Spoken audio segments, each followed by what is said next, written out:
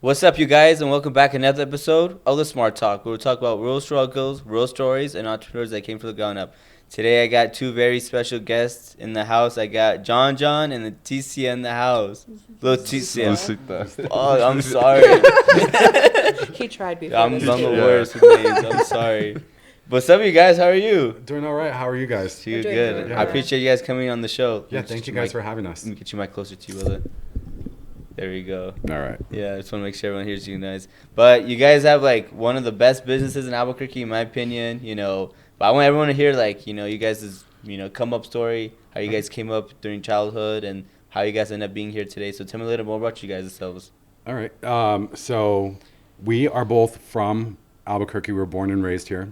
We grew up here, went to school here. Our parents are both from here, our grandparents. Our great-grandparents. Our great-grandparents, yeah. We're just, like, from here. Like, it's a whole thing. But we are excited to talk about our Kava story with you guys and, kind of get the word out on what we were doing Kava-wise. So let's backtrack real quick, Okay. right? So how are you guys like during childhood? How were you guys raised? Were you guys bullied in high school? Were you guys athletes in high school? Were you guys shy? So, high school, I don't think we were both raised very Catholic. We went to Catholic school here. I wasn't really athletic. I was more of a drama kid, kind of choir kid. So those were my hobbies. But I don't really have like a bullying story. Yeah, I don't really have a bullying story either. In elementary, kids used to mess with me, and I started, like, kind of kicking everybody's ass, so everybody kind of just stopped. Yeah, they're So- like, she's serious. Yeah. That's why she handles the fighting business now. Absolutely. That's right. That's my real security. Yeah. Oh, shoot. Did you guys, after high school, did you guys end up getting degrees? Did you guys go to college? I did a little bit of nursing school. Okay. And after about a year and a half, I decided it just wasn't for me. Memorizing all those bones and all the muscles, bro, that like threw me. That just sounds. Yeah. Yeah. I'm all for it. I paused school to start the business, but I'm going for my nursing. Yeah. That's something I really want to do. Okay. Is that like a passion of yours? Yeah. Nursing? Okay. Yeah. So let's go back to real quick, right? So what made you guys want to start the Kava bar? So last year I quit drinking. I was living in Colorado.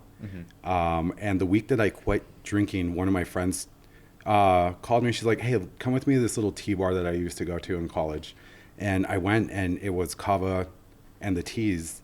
And I went, and, I tried it. I felt a little, like, relaxing buzz from it. And I instantly fell in love. And to be honest, I wish I would have found this stuff when I was younger. It would have saved me a lot of, trouble. So being able to, experience that and have a drink that's, non-alcoholic, that doesn't impair you. Right. I came back to Albuquerque and I introduced my sister to it. And she fell in love with it. And actually, after she tried it, she also went sober. Yeah. So we were just in the car one day, and I looked at her and I said, what if we open one of these? And what did you say? I said, absolutely. Let's fucking do it. Yep. And so after that, we started looking at spaces. We had 3 different spaces set up to see in one day. And the very first space that we saw, we just fell in love with it. Like, the energy, the layout of it, the space that we had, and we didn't go see anything else. We actually signed the lease probably the next week. Yeah. Yeah. Yeah, we did. Nice. It was a really fast, like, pace process. So was when good. you're looking for, like, a space you want to open your business, did you guys have past entrepreneurship before? So I managed retail for 12 years, but neither one of us have a degree in business. So everything we did, we literally had to teach ourselves, like, from filling out the LLC paperwork to registering the business with the city, business insurance, calling to get inspections and permits and everything. We kind of just taught ourselves. We didn't have anybody out there, teaching us or guiding us. But in my spare time, that's a thing that I do on the side. I've helped 4 different people start start their businesses or structure their business too. Was there a fear factor going into it? Like, dang, we're really about to sign this. We're about to do this. Like, there's no more talking. It's like go time. Yes, I was so scared, but I kind of thought to myself, I was like, who better to go into business with than, my brother. Trust him with everything. So I'm like, yeah, let's do it. Yeah, I'm more of the, I guess the delusional one that's like, hey, I've got a big idea, and she's the one who's always like, I support you no matter what. Let's do it. Yeah. So what made you guys think Kava would be a profitable business? Because obviously, you want to provide a good service that people will end up buying, because you guys have to pay your bills at the end of the day. What made you guys think like, okay, for sure Kava's gonna we're gonna make money out of this, be a good business? So I didn't look at it as Kava like as getting rich from Kava. We kind of really, I guess, saw an opportunity to provide a service to the community. There are not a lot of event spaces or spaces in general that do the types of things we do that aren't centered around alcohol. And so when we set out to do it, I guess we just had a really big dream. Yeah. And that was the initial plan, was like to also have events along with the Kava? No, actually Kava bars are not known to like do the things that we do. So we had to really step out of the box and like do something different and bring in a different form of like income, I guess. Because we knew that we weren't going to, sell as much Kava as we were thinking, because it's a whole new concept to Albuquerque. Right, Yeah. there's nowhere else Yeah. like it here, yeah. I didn't know what a Kava bar was till you guys popped up. Yeah. People were like, I'm one of this Kava bar. I'm like, Kava? What the fuck is that? We're I guess quickly becoming one of the more famous ones. Yeah. We get visitors from all over the country now because they've seen us on Instagram. Wow. And Yeah. I'm like, it's a beautiful thing for us to see. As you should. You guys are great business owners, and you guys are great people just in general. Thank you. Oh, Thank you. Yeah, I got you guys. So when you guys started doing events and stuff like that, obviously, you guys do raves, after parties and stuff like that.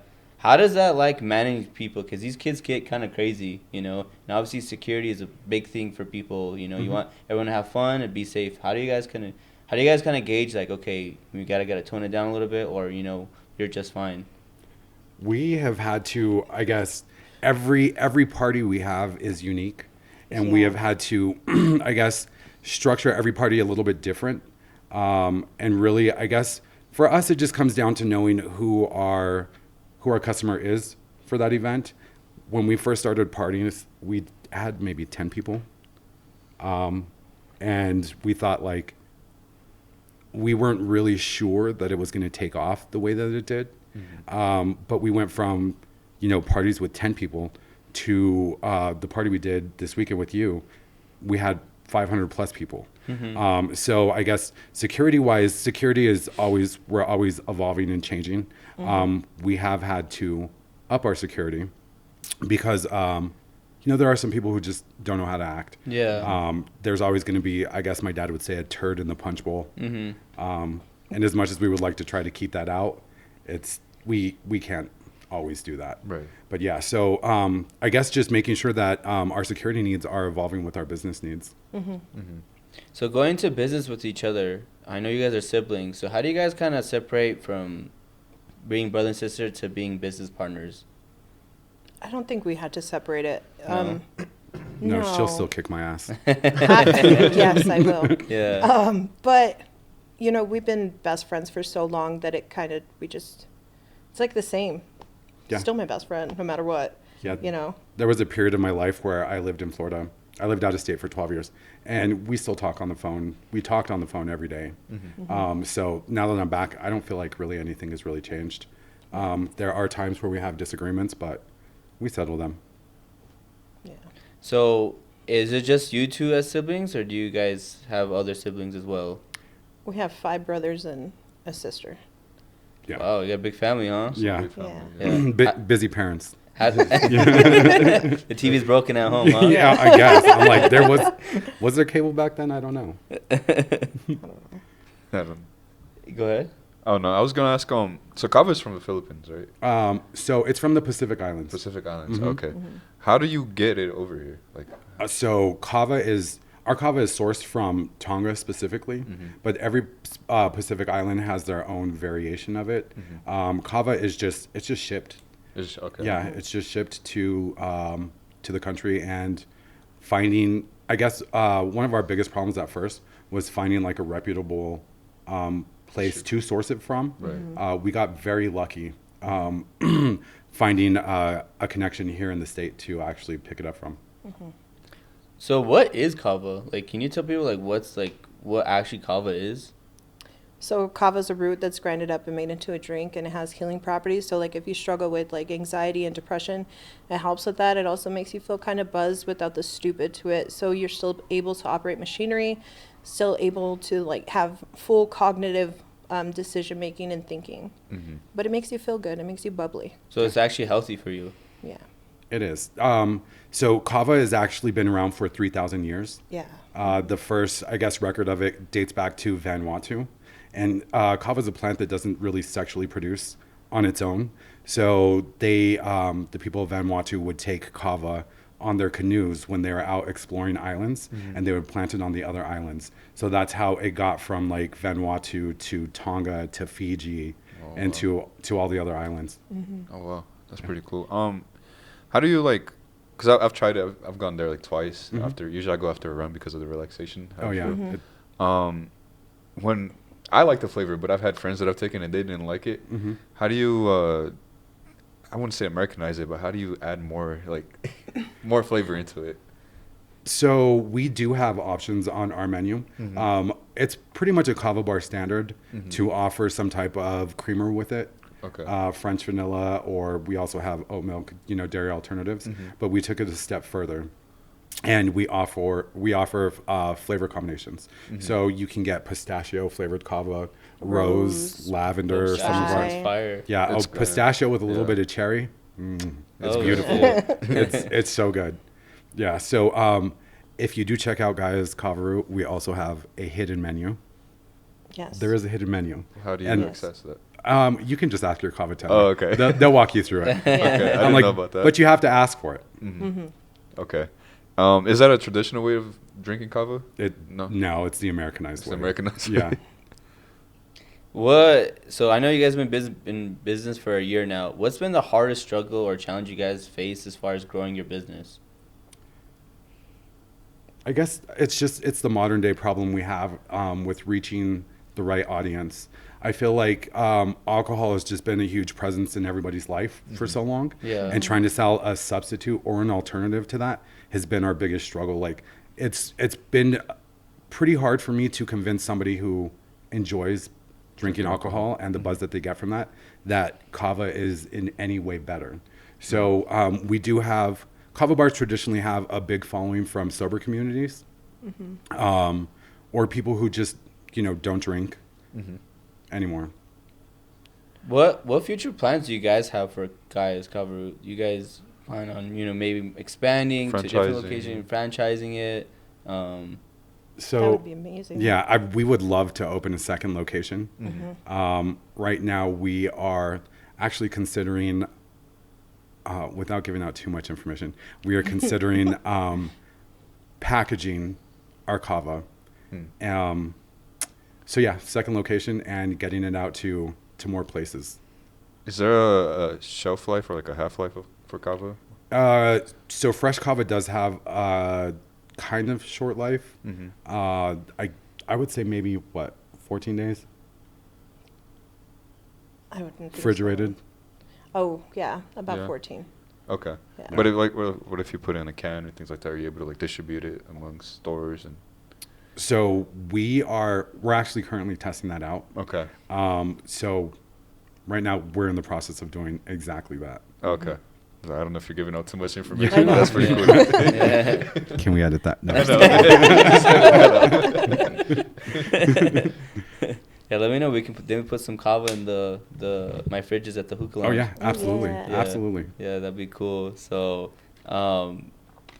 as far as the events go and stuff like that, do you just let anybody work with y'all, or are you guys nitpicky who who you guys work with, because obviously this is your business, this is your brand on the line. You guys don't want to work with anybody that might bring shady business. Are you guys nitpicky as far as that goes, or? We actually talk to a lot of people, and we ask around, like, hey, have you heard of this person? And we've had a really great mentor over who actually introduced us to the party scene. Yeah. And Danny. Yeah, we do rely on him a lot for advice. Yeah. And he has steered us in the right direction. So, but we actually try to incorporate as many different things as we can. We have belly dancing, we do open mics, karaoke's, we've done drag shows, bingos, EDM. We've had rap concerts. We have done a foam party. We're having a foam party this next week too. Yeah. Foam party? Yeah. Foam party? Yep. Yeah. It's an EDM thing. It's Halloween night actually.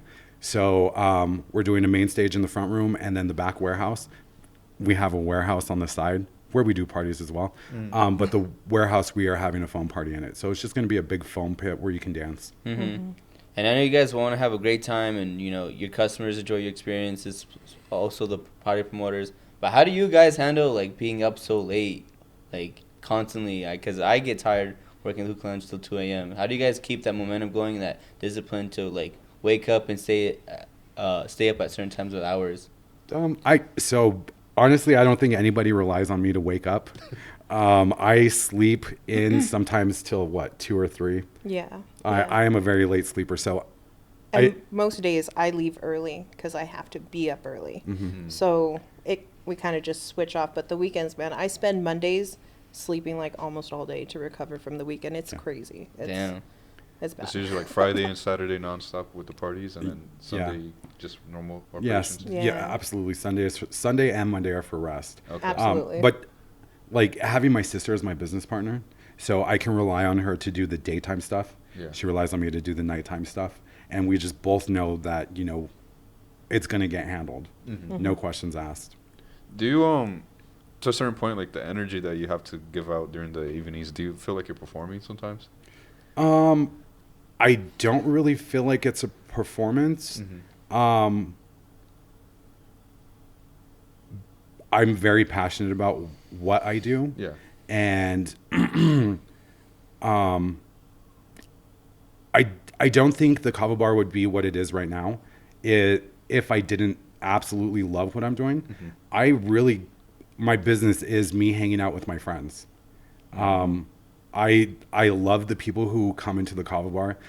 We've made so many like lifetime friendships doing what we do. Mm-hmm. So I wouldn't really say performance. I would say, I don't know, what's another word? Having fun. Yeah. Having fun. That's my job is having fun. Okay, absolutely. I mean, yeah, like you said, working late nights, it can take a toll on you. Sometimes it does. Yeah. Yeah. It does. Sometimes I'm in there, I'm like, fuck, I just want to go home. But, we got to keep a smile, got to treat people nicely. So I try not to let that get in the way. Absolutely. Yeah. Mm-hmm. So I know you guys have a bunch of employees that work for you guys and stuff like that. Mm-hmm. How do you guys build a culture as far as, because your employees are a reputation of yourselves as your business when you guys are not there. How do you guys keep that culture and like you keep this kind of like family oriented, like, you're not just an employee, you guys are part of our team, you're part of our culture, we're family. Mm-hmm. Yeah. Honestly, the people that we have working for us, we'd known them for a little bit before we hired them. So we were able to like really get to know them, and I think they do a really great job. Yeah. Yeah. I'm like really learning everybody's backstory. Everybody has a story. And I believe everybody has strengths, and it really comes down to just, being able to, as a leader, we're the people leading the business, but being able to highlight people's strengths, and basically encourage them to be their best selves. What I know, like, in every business, in any industry you guys are in, you're going to get hate comments, people are trying to shit on you, people like don't like you guys for some reason. How do you guys handle that? Does that get to you at all or no? Nope. Not at all. Absolutely not. No? I'm like, they can have their own opinion. Yeah. Everybody is entitled to their own opinion. We're not going to win everybody over all the time, so we realized that as soon as we started. And it doesn't affect you guys at all?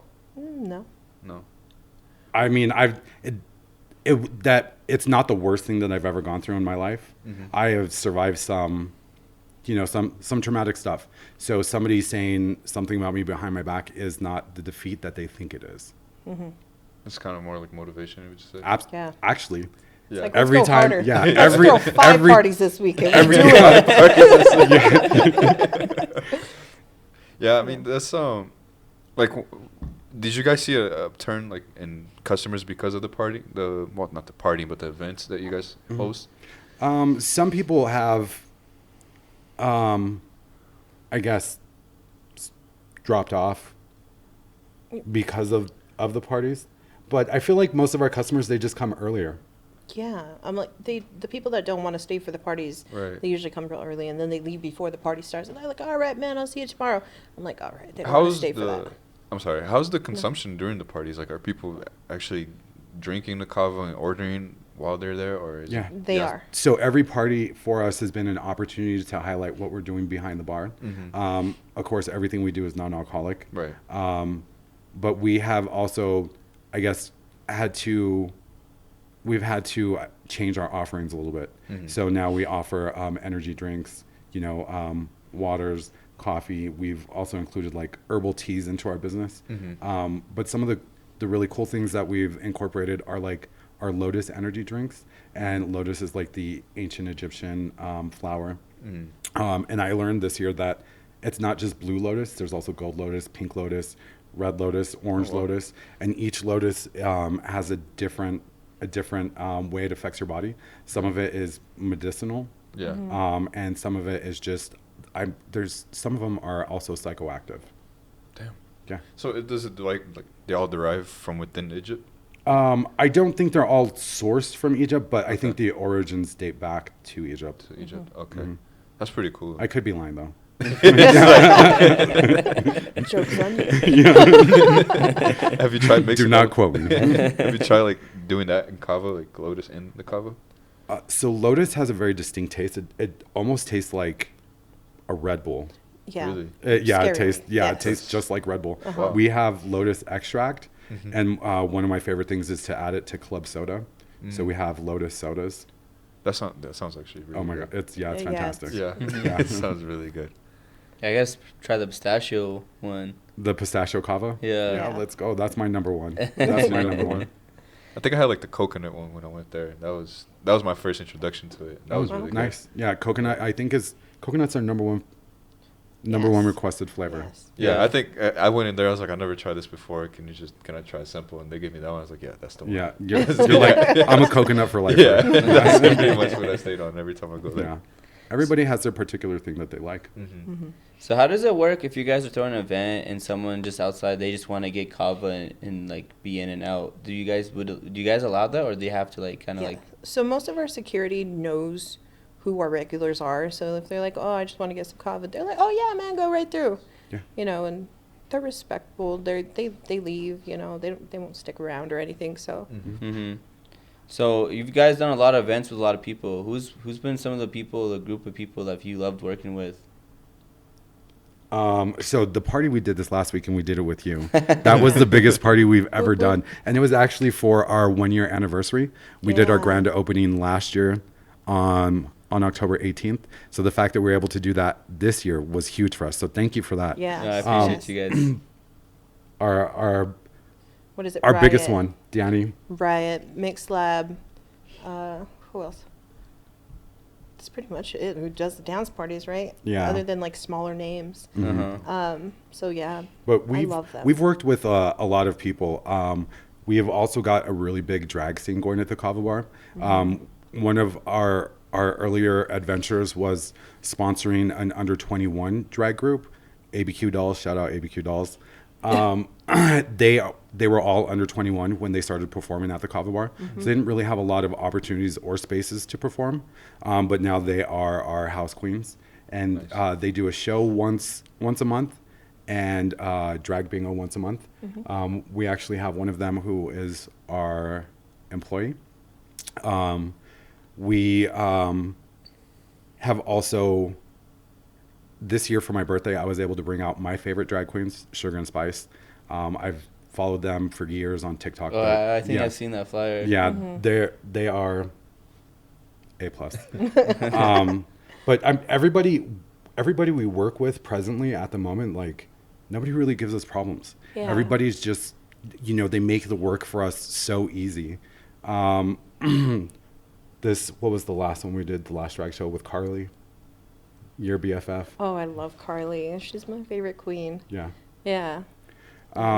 What's your guys' Most favorite people are event to great. host at your guys' Kava bar? So my favorite thing to do are the EDM parties. Really? Yeah, because I'm a rager. Oh, Yeah. I like the open mic and the karaoke. Yeah. They're calmer. I can't They're stand fun. EDM. It's just not my taste. Well, I've got a surprise for you. That's what you're getting into. Now, That's bro. okay. We've got hip hop on Friday nights. Yeah. Nice. Yeah, so it's a good mix. You guys have a good mix of everything, so everyone Yeah. can, if everybody from every different little clique or group, they can still come in and enjoy your guys' business / whatever event's going on. Yeah. I mean, that's Yes. something that we haven't seen out here in Albuquerque. Like, you go to, for example, the clubs here, it's just the same music, same DJs. Every weekend. Yeah. Yeah. And you don't get any Yeah, that gets boring. differentiation. Yeah, it gets Yeah. boring. I think that's what kind of makes us a little bit different than what everybody else is doing. Mhm. Is we just have our hands in so many things. Right. One of my favorite things to do is when we have, I guess, people who wouldn't necessarily have the ability to rent out a big venue, Mhm. and they approach us and they say, "Hey, I want to do a little concert here."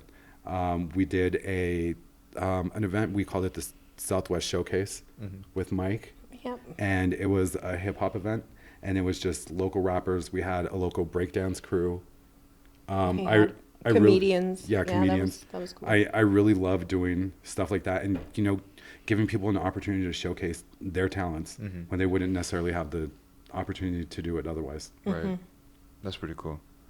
Oh, that's crazy. You guys' business popped off. Like, I remember when, I think you guys followed me on Instagram on the Hood Kings page, and all of a sudden I see everything collab with Gaia. I'm like, damn, bro, these fuckers are on some shit. Guys is Yeah, popping. they want to do everything there. We both try to do as much as we can. I'm like, we will entertain anything once. Yes. And if it doesn't kill us, maybe twice. Yeah. Well, one thing my dad told me when I bought the hookah lounge, he's like, as soon as you become an entrepreneur, you're never going to want to go back to 9 to 5. Do you guys feel that same way? Yeah, Yes. I'm like, I'd rather Yeah. work 100 hours a week than work 40 hours a week for somebody else. Yeah. Yeah. Exactly. I love it. Yeah, because you get you get to really enjoy the customs of what you guys build, because it's only coming up for here. Yeah. You guys are Absolutely. You guys are skyrocketing. So Yeah, I'm like, we started when we opened last year. I think we had maybe $500 In our left account. in our Yeah. accounts together combined. Yeah, that was crazy. really, So Yeah. we were all in. Yeah, were we like, were Yeah. we were gonna all thrive. like we did, a failure was not an option. Yeah. Like, we were not going to do that. Damn. that's That's crazy. inspiring, though. Yeah, it is That's really inspiring. inspiring. Yeah. What was the very first event or thing that really got you guys Pink Pony Club. Yeah, it was our Pink Pony Party with Riot. Mm. And we actually, up until that point, hadn't imagined really being an event space. Mm-hmm. But once we saw what was possible, we were able to, I guess, reimagine what we were doing with the Kava bar. Mm-hmm.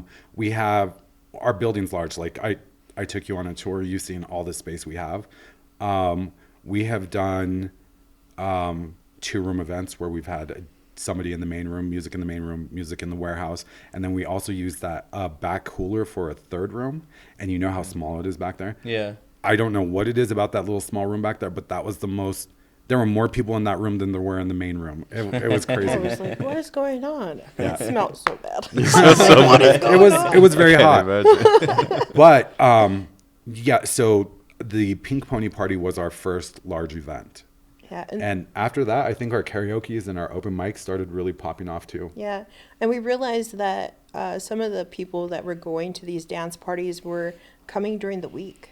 They were like, "Oh, we really like this place. We're going to go during the week." So that really helped us too. Yeah. It's kind of like it just clicked right there. You're like, oh yeah, this Yeah. is what we need to do. Yep. Yeah, absolutely. Yeah, because you never think a Kava bar is a main attraction for an event center. Mm-hmm. No, yeah. I'm like, I think we're the first we are the first Kava nightclub in the country. I know there's one in Miami that does events, but I don't think they're as large as ours. So we're really kind of pushing the envelope on what we're doing. Yeah. And we hope that it's effective. It's we working. hope that people love it. It's working it for catches sure. on. Yeah. I mean, I personally heard of it like through the people saying, "Oh, there's a party going on over there." I'm like, I'm not really big on partying anymore, but I was like, I want to go try Kava. Yeah. Which I had never heard about it before, and then now I'm hooked into it. So That was the goal. that was the goal. See, like you guys got me. So Let's go. Do you guys go to other states and look at other Kava bars just to Yes. kind of see what you guys can implement to your guys' business? Absolutely. Yes. We just went to Colorado recently. We did a tour. One of our business partners actually, they have several Kava bars in Colorado, and they were very gracious. They took us on a tour. Shout out to Sandra. They took us on a tour of all of their Kava bars. That was nice. And we got to see, what other Kava bars are doing. I lived in Florida for a little bit, and so I went back to go visit, and I think I've been to like 10 Kava bars in the Orlando area. Florida's the Kava capital right now. There's probably at least 100 Kava bars That's in where Florida. the first one Yeah. was made. So yeah. Why do you think was there ever one here in Albuquerque?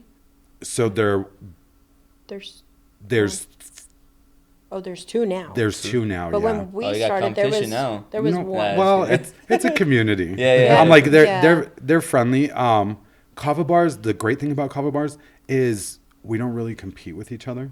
Every Kava bar is unique in what they're doing. So we're friendly with all of them. Yeah. Yeah. That's important. I'm like, some Kava bars that I've been to have a Kava bar owner discount.